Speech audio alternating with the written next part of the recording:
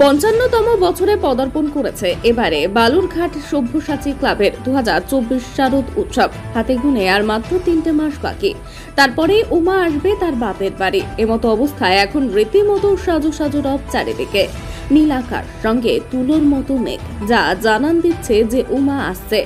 এদিন রবিবার পূর্ণ তিথিতে ৫৫তম শ্রী শ্রী শারদ উৎসবের বালুরঘাট সব্যসাচী ক্লাবের খুঁটি পুজো সম্পূর্ণ হলো। পুরোহিতের মন্ত্রোচ্চারণের মধ্যে দিয়ে সম্পূর্ণ হলো সব্যসাচী ক্লাবের খুঁটি পুজো।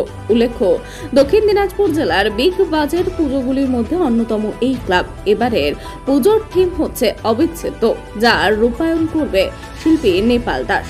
প্রাকৃতিক সামগ্রী দিয়ে তৈরি হবে এবারের সব্যসাচী ক্লাবের মণ্ডপ। পাশাপাশি থাকছে কলকাতার পুজোর ছোঁয়া। জানা গেছে এবারের বাজেট প্রায় ৫.৫ লক্ষ টাকা। সবশেষে একটা কথাই বলা যায় যে রীতিমতো এক প্রকার ব্যাপক সাড়া ফেলতে চলেছে বালুরঘাটের সব্যসাচী ক্লাব।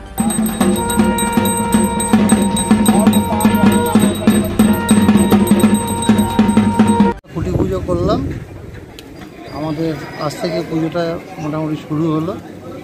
থিম কি রেখেছেন এবার? থিম এবার আমাদের অবিচ্ছেদ্য, পুরনো সম্পর্ক নতুন সম্পর্কের মধ্যে একটা সামঞ্জস্য রাখা। বাজেট কেমন রেখেছে?